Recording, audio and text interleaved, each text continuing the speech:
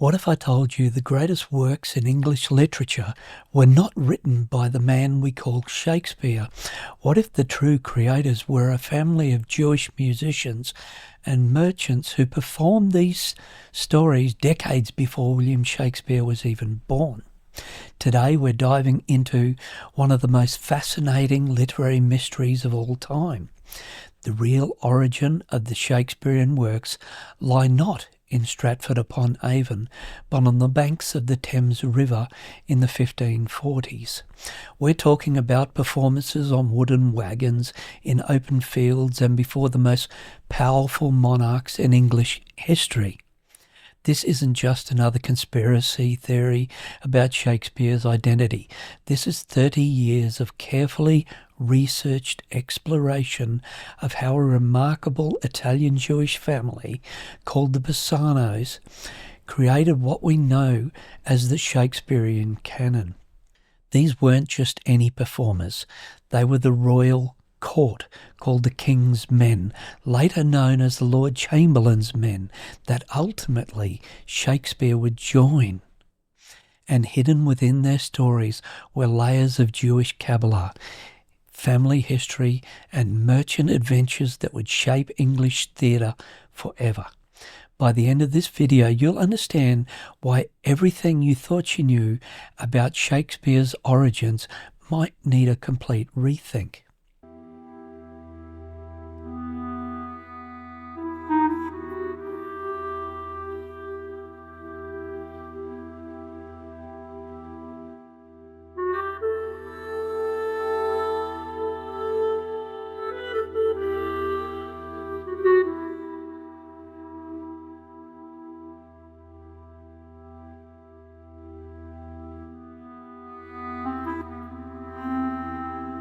Welcome to this lecture. I'm Dr. Peter D. Matthews. Let me paint you a picture of England in the 1540s. King Henry VIII is on the throne, having just broken with Rome and established the Church of England. The country is in a religious and political turmoil, but there's something magical happening on the banks of the Thames. A few months earlier, the Bassanos fled Venice because they were being hunted by the Catholic Church. A family of Jewish musicians and performers were creating theatrical works that will echo throughout history. However, some of these early works were actually banned by the Catholic Church under the Roman Inquisition. These weren't grand theatre productions as we know them today. Picture wooden wagons rolled into position near the river, with performers setting up makeshift stages. Sometimes they performed in open fields, drawing crowds of commoners and nobility alike before they built their first theatre. The Bassano family had originally come from Venice, bringing with them not just musical talent, but a rich tradition of storytelling. What made their work so special wasn't just the entertainment value. These performances were layered with meaning, coded messages, and spiritual symbolism drawn from Jewish Kabbalah, the Zohar of Mantua. The audiences had no idea they were witnessing the birth of what would become the most celebrated works in English literature. King Henry VIII himself was amongst their own audience members. Imagine the scene, the imposing monarch surrounded by his court, watching these travelling performers bringing stories to life. The Bassanos were skilled at reading their audiences, adapting their performances to suit royal taste, while maintaining the deeper meanings embedded in their work. When Henry VIII died in 1547, his young son, Edward VI, took the throne. The Bassanos continued their performances, now adapting to a more Protestant court and working their magic to produce history plays that pleased King Edward. Edward was just 9 years of age when he became king, but the royal court still demanded entertainment. The family's ability to evolve their storytelling while preserving their core elements shows their remarkable skill. but it was under Queen Elizabeth I that their work truly flourished. Elizabeth, who ruled from 1558 to 1603, was known for her love of theatre and the arts. The Bassanos had become part of the king's men during Henry's reign, but under Elizabeth they transformed into the Lord Chamberlain's men. This wasn't just a name change, it represented their growing importance in English culture. Think about what that actually means. These performers had royal patronage across these different monarchs. They weren't just surviving the dangerous political changes of Tudor England, they were thriving. Now let's talk about what made their performances so unique. The Bassano family wasn't just telling random stories of entertainment. They were weaving their own Jewish history into these tales.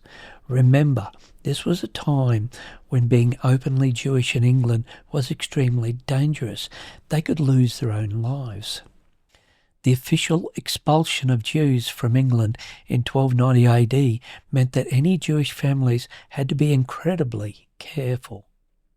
While Henry VIII knew who they were, they had to conceal their identity from others who would do them harm. The Bassanos did not convert to Christianity for many generations, but they took on Messianic Judaism to preserve their heritage through their art. Each story they performed contained layers of meaning that spoke to their own experiences as displaced people. The merchant adventures they dramatized reflected their own business dealings and travels. This was about their own lives. These weren't abstract tales. They were deeply personal narratives disguised as entertainment. The Zoharic elements, the Jewish Kabbalah, were particularly sophisticated. Kabbalah, or oral tradition it actually means, is the mystical tradition within Judaism dealing with the hidden meanings within the Torah. The Bassanos embedded these symbolic systems into their stories in ways that would be invisible to most audiences. But for those who knew how to look, the deeper meanings were there. The Tempest, Macbeth, and the Merchant of Venice are the finest examples. They are simply beautiful and brimming with Zoharic imageries. The Jewish Golem of Rabbi Judah Hanasi. Antonio Bassano actually was the Merchant of Venice, who actually married a Nasi princess. All of the characters are there, encapsulated forever. Emilia Bassano is in many of the plays, and her husband, Alfonso, who is sometimes called Iago. I would not do such a thing for a joint ring, nor for measures of law, nor for gowns, petticoats, nor caps, nor any petty exhibition, but for all the whole world? God's pity! Who would not make her husband a cuckold to make him a monarch? I should venture purgatory for it. Beshrew me, if I would do such a wrong for the whole world. Why? The wrong is but a wrong in the world, and having the world for your labour, 'tis a wrong in your own world, and you might quickly make it right. I do not think there is any such woman. Yes, a dozen, and as many more as would fill the world they played for. This is why the latter plays of Shakespeare feel so rich and multi-layered. They weren't created by a single genius working alone. They were the product of generations of storytelling tradition refined through decades of live performances where the Bassanos had a theatre to rehearse their performances inside their mansion on Mark Lane, London. And before that, in the 1540s and the early 1550s, they lived in the Charterhouse of London. The Bassanos were testing these stories on real audiences, seeing what worked and what didn't. They were constantly revising and improving based on crowd reactions. Think about how different this is from how we imagine Shakespeare working. Instead of a solitary writer in a study, we have a family of performers collaborating across decades. Instead of suddenly appearing in the 1590s, these stories had been developed since the 1540s. By the time William Shakespeare appeared on the scene, these works had already been performed hundreds of times, and notable scholars came out and called Shakespeare a fraud when his name was printed on some of them. That should have drawn some further scholars to investigate. Now here's where the story takes a fascinating turn. Enter Reverend Stephen Gosson, a preacher who became increasingly vocal against theatrical performances, particularly the Italian types. Gosson saw theatre as morally corrupting, arguing that these performances led people away from Christian virtue. And I am a Christian theologian, so I'm the opposite. He wrote pamphlets and delivered sermons attacking the very kind of work the Bassanos were creating. For Gosson, theatre was a threat to proper Christian society. He particularly objected to the way performances could move people emotionally, seeing this as manipulation. The irony of this is that Gosson himself once wrote plays, but he turned against the theatre world completely. He became one of the most prominent voices in the growing Puritan movement against drama. But life has a way of creating unexpected connections. Despite all his public opposition to theatre, Gosson's own daughter would eventually marry Paul Bassano, and notably, they didn't marry in Gosson's own church. They chose a different church entirely, which suggests some level of family tension over this union. Imagine the conversations in the Gosson household when his daughter announced her engagement to a member of the very family he'd been preaching against. Can you imagine it? This marriage represents something much larger than a family drama. It symbolises the complex relationships between the established church and the artistic community. Here's the preacher who spent years arguing that the theatre corrupts souls, and his own daughter falls in love with one of the performers and one of the Bassano merchants of least of all. They weren't outsiders anymore. They spent many years travelling back and forth to England and across Europe before they accepted King Henry VIII's offer. Yet they became part of the London community, even connecting with the families of their critics. This marriage would have created a bridge between two very different worlds. On one side, you have the Puritan preacher focused on moral purity. On the other, you have the theatrical family, preserving Jewish mystical traditions through performance. The fact that the children could find love across this divide tells us something important about human nature. It also suggests that the opposition to theatre wasn't as absolute as it sometimes appears. Even among the critics, there was recognition of the power and appeal of these performances. Now let's address the big question: how does this connect to William Shakespeare, the actor? Well, by the time Shakespeare appeared in London in the late 1580s, the Bassano repertoire was already well established. Shakespeare wasn't creating these works from scratch. He was stepping into an existing tradition, taking on the role of the principal actor in performances of existing material. And to be frank, one of the plays tells his own story, The Taming of the Shrew, where he wakes up in the Lord's bed, having been picked up and carried there, a drunkard outside a pub, a tinker, and they conned him into thinking he was a lord, yet he was not. This is the character of William Shakespeare. And yet, he woke up with what? The Bassano family of musicians, the Lord's musicians, surrounding him, playing him tunes. What an incredible story. And Emilia Bassano is one of the main characters in this story, manipulating everything, because she worked for the Lord Chamberlain. What an incredible story. Think of Shakespeare more like a lead actor in a long-running series rather than as an original creator. His job was to bring these established characters to life, not to invent them. By this time, the original Bassano family members had passed away, and we're on to the second generation of Bassanos. This explains many of the mysteries scholars have puzzled over the centuries. How did a man from a small market town acquire such sophisticated knowledge of court life, international politics, and Jewish culture? The answer is he didn't acquire this knowledge. It was already embedded in the works he was performing.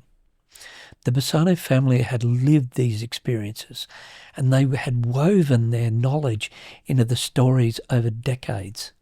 When Shakespeare performed these roles, he was channeling generations of accumulated wisdom and experiences. This also explains the remarkable consistency of voice across the Shakespearean canon. If one person had written all these works at different times in his life, you'd expect more variation in style and perspective. Certainly mine has changed dramatically over time. But if these works came from one family tradition maintained over generations, the consistency makes perfect sense. The Bassanos had developed a house style, a particular way of approaching character and story. This tradition was passed down through the family and maintained through constant performance. By the time these works were written down and published, they represented decades of collaborative refinement. The Jewish elements in the plays make much more sense when you understand this background. Characters like Shylock in The Merchant of Venice aren't the creation of an outsider imagining Jewish life. They come from a family that lived the Jewish experience, even if they couldn't express it openly. The merchant adventures throughout the play reflect real experiences of international trade and travel of the Bassano family. The Bassanos weren't just imagining these scenarios, they were drawing from their own business dealings. Their network of merchants was worldwide. They had family members in places all over the world. I've traced many of them. Even the political intrigue and court dynamics come from direct observation and participation. This family had performed before 3 different monarchs and survived major religious and political changes. They understood power, politics, and survival in ways that few others could. So what does that all mean for how we understand English literature?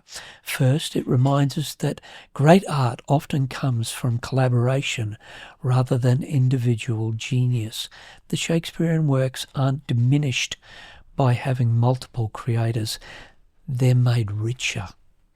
Secondly, it shows us how marginalised communities have always found ways to preserve and share their stories. The Bassanos couldn't openly celebrate their Jewish heritage. They could embed it in entertainment, like many other modern Jewish entertainers. Third, it demonstrates the power of live performance in developing and refining dramatic works. These stories weren't written in isolation. They were tested and improved through audience interaction. The next time you read or watch a Shakespearean play, remember the wooden wagons on the banks of the Thames. Think about the family of performers who risked everything to preserve their stories and traditions. Consider the layers of meaning that most audiences never see, but that makes these works endlessly fascinating. The Bassano family gave us something remarkable, a body of work that speaks to universal human experience while preserving particular cultural wisdom. They created art that could entertain a royal court while carrying hidden messages of survival and identity. And they did it all decades before the man we call Shakespeare ever set foot on a stage. If this perspective on literary history interests you, let me know in the comments what other aspects you'd like to explore. Like the video if it changed how you think about the origins of these famous works, and subscribe for more deep dives into the hidden stories behind the art we think we know.